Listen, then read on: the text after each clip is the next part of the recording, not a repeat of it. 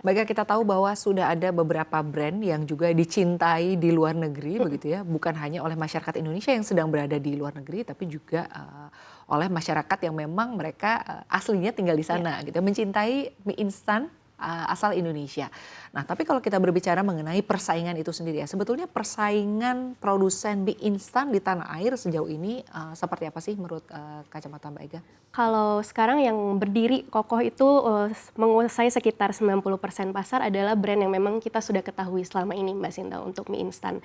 Memang kalau dilihat sudah mulai ada masuk mungkin opsi mie instan yang lebih sehat ya, yang dia mungkin hanya dipanggang atau bahan dasarnya tidak menggunakan MSG. MSG-nya juga kecil betul, atau dia klaim base-nya sayur yang seperti itu.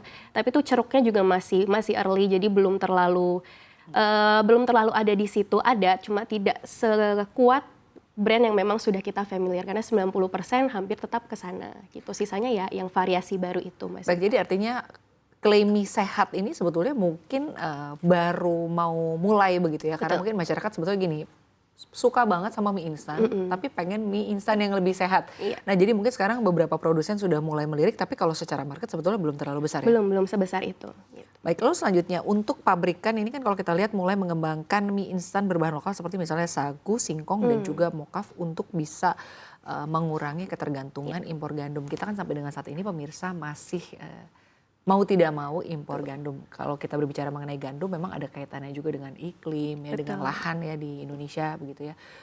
Ada wilayah-wilayah yang memang belum mendukung ya untuk bisa pertumbuhan gandum ya. Nah, kalau dari pandangan Anda sendiri untuk sejauh ini seperti apa sih bahan-bahan baku baru untuk mie instan ini sendiri? Jadi Mbak Sinta benar banget, kita untuk gandum masih 100% impor. Per tahun lalu itu sekitar 10-11 juta ton itu kita masih impor.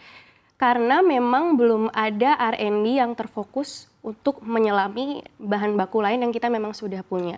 Sebetulnya sebelum ini, saya belum pernah dengar ya Mbak, kalau yang memang sudah menjadi besar yang bahan bakunya selain gandum. Tapi sebelum ini saya sempat terjun langsung untuk ikut dalam membesarkan salah satu brand lokal yang menggunakan mokaf. Mokaf itu olahan dari singkong untuk dijadikan mie instan. Bahkan rasanya juga Secara rasa seperti apa sih sebetulnya? Tingkat kekenyalan misalnya? Secara tekstur dia lebih kenyal Mbak, lebih chewy.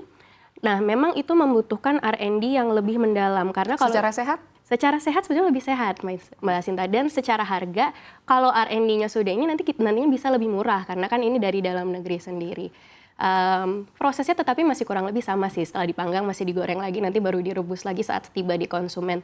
Tetapi untuk kita berusaha bergeser dari gandum ke yang lain tidak bisa semudah itu, karena secara sistem di industri ya memang sudah step by stepnya sudah kita menggunakan gandum, itu harus perlahan lah kalau mau melakukan pergeseran dengan bahan baku yang kita punya. Gitu. Baik, jadi lagi-lagi soal bahan baku nih ya, mentoknya kalau berbicara mengenai mie instan ya. Tapi artinya untuk pengembangan ke bahan baku baru saat ini sedang berjalan ya, berarti dari beberapa produsen mie instan ya. Mengingat juga mungkin sekarang kan pola hidup sehat, tapi juga tidak meninggalkan makanan-makanan yang menjadi kesukaan juga. Mungkin sekarang bisa menjadi market yang bisa dilirik ya oleh produsen-produsen.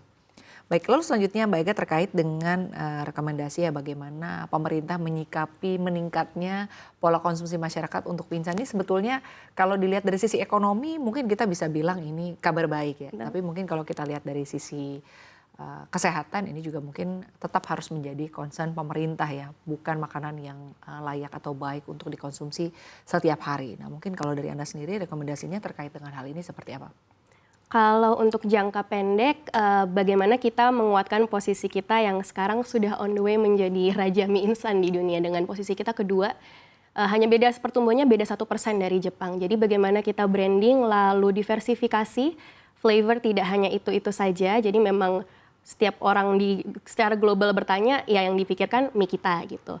Nah, kalau untuk jangka panjangnya tentu bagaimana kita bisa R&D untuk bahan baku lainnya agar nantinya kita tidak hanya bergantung pada gandum impor tapi juga bisa mengolah hasil dari tanah negeri kita sendiri, begitu Mbak Sinta. Baik, tapi balik lagi nih sebelum kita sudahi percakapan ini begitu ya. Ini ngomongin masih soal persaingan ya. Saya masih penasaran nih. Jadi artinya kalau saat ini memang untuk 90% masih dikuasai oleh brand yang kita sudah kenal hal bersama ya. Betul. Sementara untuk kayak dulu kalau kita lihat kan cukup banyak ini ya Iya. brand-brand mie instan nih dengan rasa yang sebetulnya kurang lebih sama begitu ya, tapi memang cukup banyak nih. Tapi untuk saat ini kalau saya lihat memang cukup didominasi oleh brand yang memang ini saja.